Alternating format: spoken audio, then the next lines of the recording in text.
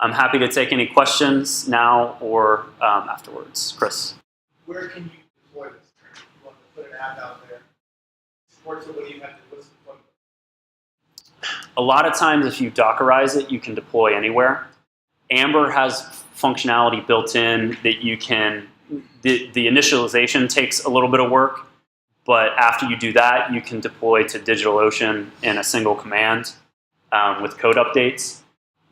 You can deploy to Heroku, but there's still a couple issues migrating the database. I won't get into the details of that now, but AWS with an EC2 instance, you can put a Docker container there. DigitalOcean is currently the easiest.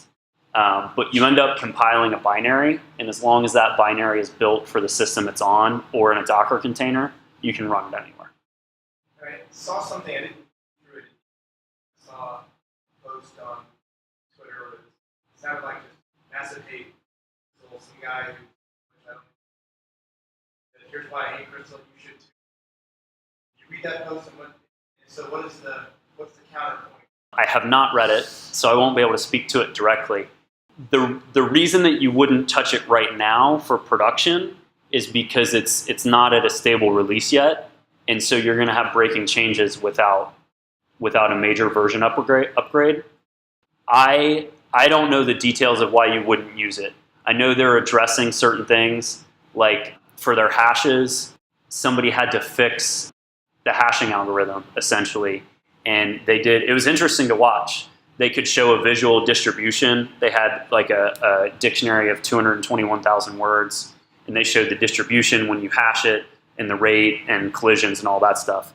So there might be something that you can find to pick on, but anything that they've found so far to pick on, they've fixed. Probably parallelism would be the thing that somebody might pick on.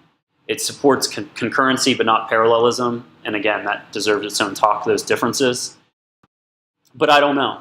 Like, even without parallelism, it can do 2.5 million web requests a second. So I don't know why you would care. But this guy probably is smarter than me. Yes, Rob.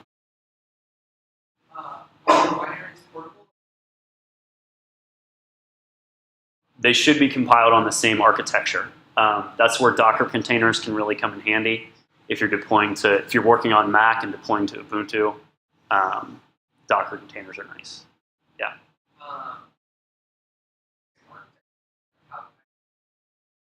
Library. Everything should be compiled into the binary. There are probably some edge cases if you do, because you can bind C libraries. If you have a C library that you really like, that can probably be done dynamically. And then you'll have to deal with that, yeah. But otherwise, it should all be built into the binary. Mike. So you talked about a few of the other frameworks that are out there. Mm-hmm. Are they also modeled after Rails as well?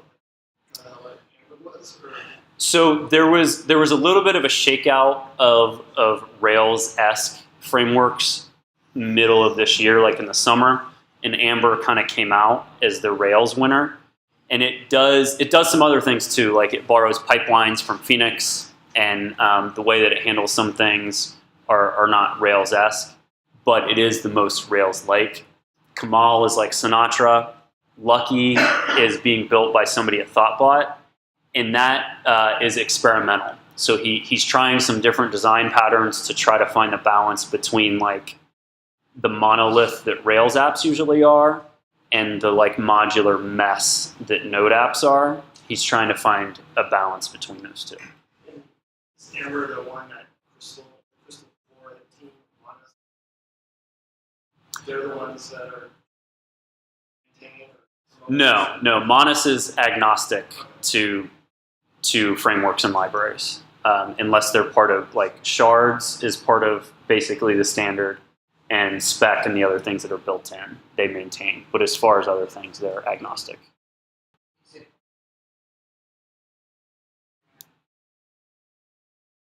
Yes. I don't think anybody is going to touch Elixir when it comes to high availability and concurrency. Crystal is faster, by far. by about maybe 5 or 6 times in a single thread. It's compiled and typed, so you get a little more safety than you get from Elixir, and it's object-oriented. So if you don't know functional programming, you can stick with the object-oriented paradigm. It's not going to compete on high availability and concurrency. It is going to compete on speed of both performance and development.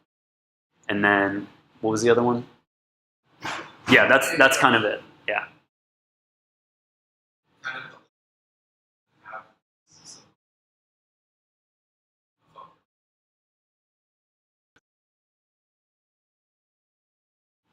I'm not sure.